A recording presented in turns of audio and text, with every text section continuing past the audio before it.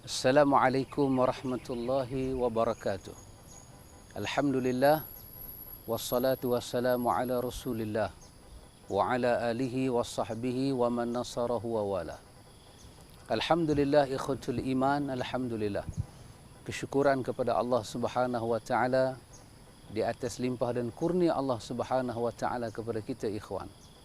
Alhamdulillah ikhwan, pada pagi ini kita berada di kawasan tanah perkuburan. Ini di antara perkara yang disebut oleh Nabi kita Muhammad sallallahu alaihi wasallam. Ini adalah kebenaran kepada kematian. Bahawa mati itu benar ikhwan, kehidupan itu benar, nikmat di dalam kubur adalah benar. Nabi kita Muhammad sallallahu alaihi wasallam seperti hadis yang diriwayatkan daripada Utsman, daripada Imam At-Tirmizi. Suatu hari Utsman bin Affan radhiyallahu an datang menziarahi tanah pusara. Dan para sahabat melihat Utsman dalam keadaan menangis teresa-resa. Para sahabat bertanya, "Wahai Utsman, kamu menyampaikan tazkirah dan peringatan kepada kami. Namun kamu tidak pernah menangis, wahai Utsman. Kamu pernah berbincang tentang kematian, tentang syurga dan neraka, tapi kamu tidak pernah menangis. Kenapa pada hari ini di tanah perkuburan ini kamu menangis?" Utsman radhiyallahu anhu menjawab, "Sesungguhnya aku pernah bersama dengan Nabi sallallahu alaihi wasallam di tanah perkuburan dan aku melihat baginda menitiskan air matanya. Seraya baginda menyatakan, tidak ada pemandangan yang paling buruk, yang paling ngeri dan menakutkan yang baginda lihat, melainkan tanah perkuburanlah. Pandangan yang paling menyeram dan menakutkan adalah kawasan perkuburan. Maka kerana itu," kata Utsman, "aku menangis kerana di sinilah tempat Nabi sallallahu alaihi wasallam menangis." Ikhwatul iman, daripada hadis ini kita belajar beberapa pelajaran. Yang pertama, inilah hakikat kematian. Sesuatu yang menggerunkan. Hari di mana kita akan berpindah ke tempat ini adalah satu kebenaran. Hari yang Quran sebut kepada kita, "Walaqad ji'tumuna furada kama khalaqnakum awwala marrah wa taraktum ma khawwalnakum wara'a zuhurikum." Hari kamu akan tinggalkan kesemua di belakang kamu. Hari di mana kamu akan balik bertemu Allah Ta'ala dalam keadaan sebatang kara.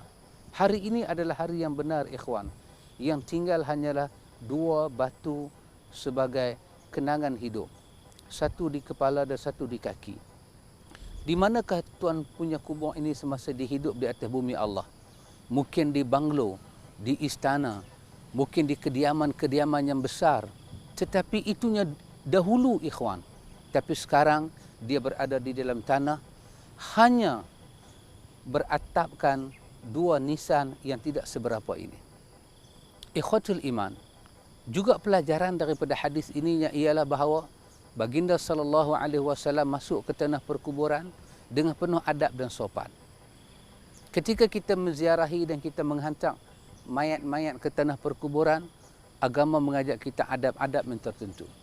Di antaranya kita diminta masuk ke tanah kubur dengan sifat tawadhu', dengan sifat rendah diri. Imam Ahmad rahimahullahu ta'ala pernah menyatakan, janganlah masuk ke tanah perkuburan dengan kasut-kasut dan pakaian-pakaian yang melambangkan kemegahan, yang melambangkan kekayaan. Maka Imam Ahmad di antara imam yang meminta kepada kita ikhwan masuk ke tanah pusara dengan tidak memakai kasut, sekiranya perjalanan itu tidak mencederakan kaki kita ikhwan. Di sini kita masuk dengan tawadhu'. Apabila kita masuk ke tanah pusara, Al-Imam Nawawi menyebut janganlah kita melangkah ataupun memijak kubur-kubur yang telah tersedia ada. Melainkan ad-daus ini berlaku, injakan kepada kubur ini berlaku apabila dalam keadaan yang tertentu dan mudarat. Mungkin kerana nak menanam mayat yang lain, keadaan begitu sempit dan kita terpaksa memijak kubur. Ini adalah perkara yang luar daripada kawalan. An-Nawawi rahimahullahu ta'ala menyatakan itu darurat. Tapi sebagai penziarah kubur yang biasa, kita diminta datang dengan penuh tawadhu', dengan penuh sifat kehambaan, berdiri dengan menghadap kiblat dan mendoakan si mati. Mendoakan si mati dan diri kita dan mengambil sedikit pelajaran. Di sini nampaknya tenang ikhwatul iman, tetapi dalamnya sangat bergelora. Di sini ikhwatul iman nampak seperti tidak ada kehidupan di atasnya, tetapi di dalamnya penuh dengan perkampungan-perkampungan, sama ada penderitaan ataupun dipenuhi dengan nikmat. Sesungguhnya mati itu benar, hidup adalah benar. Sesungguhnya azab kubur itu adalah benar, dan sesungguhnya nikmat kubur adalah benar. Sesungguhnya setiap mayat akan didatangi oleh malaikat Munkar dan Nakir adalah penuh dengan kebenaran. Pertanyaan di dalam kubur adalah penuh dengan kebenaran. Akan ditanya apa yang telah kita sembah di atas muka bumi ini, suatu kebenaran. Akan ditanya siapakah Nabi yang telah diutuskan kepada kamu, adalah kebenaran. Akan ditanya apakah agama yang kamu anuti, adalah benar. Sesungguhnya seperti hadis yang diriwayatkan oleh Al-Imam Al-Bukhari, apabila si mati tidak dapat menjawab tentang siapa Tuhan dia, siapa Nabi dia dan apa agama dia, akan dipukul di antara dua telinganya adalah satu kebenaran. Jadi ikhwan, di sini tempat sepatutnya kita mendapat pelajaran dan pengajaran. Di sini adalah istana terakhir, kediaman terakhir, rumah terakhir, persinggahan yang terakhir. Inilah dia, daripada tanah kita dijadikan, kepada tanah kita dikembalikan, daripada tanah kita akan dibangkitkan. Osman pernah menyebut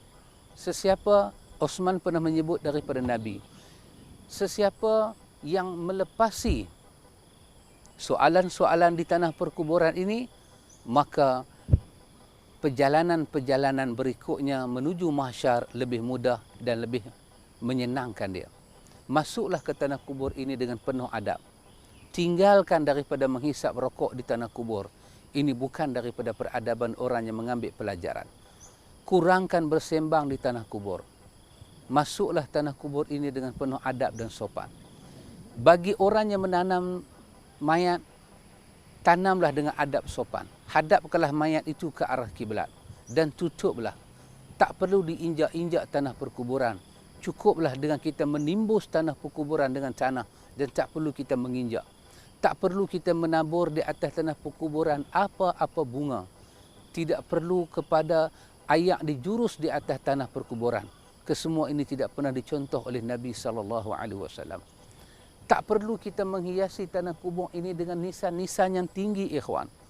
Mayat memerlukan doa daripada yang hidup. Bukannya nisan dengan harganya mahal, beribu-ribu, beratus-ratus.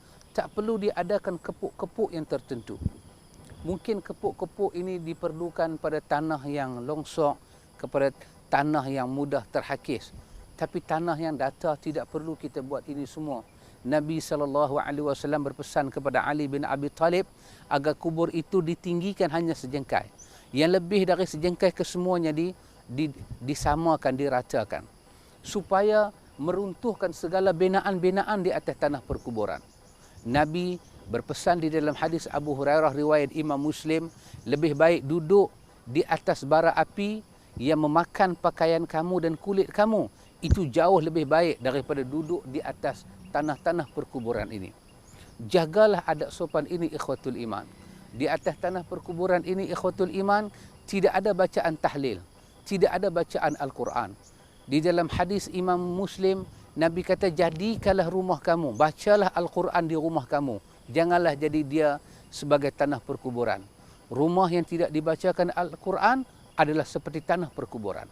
Maka di sini bukan tempat untuk membaca surah Yasin.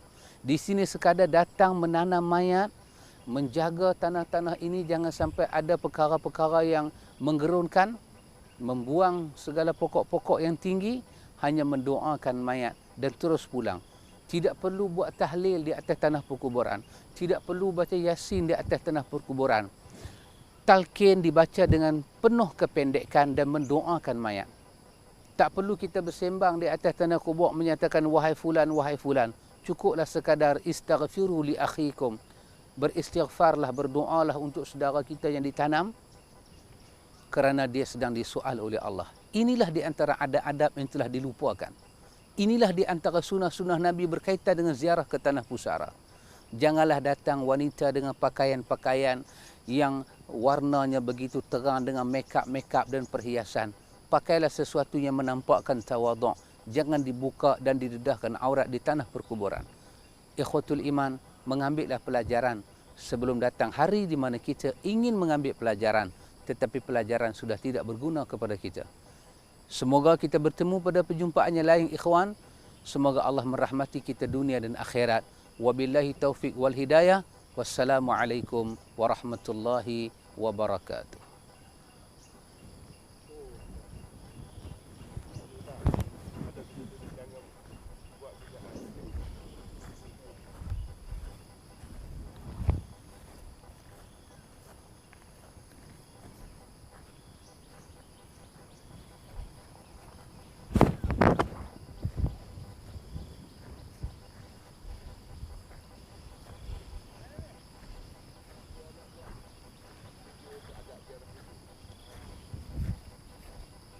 Ya. Saya nak bercakap sikit. Ya. Saya pergi ke Indonesia, saya ada beli satu buku.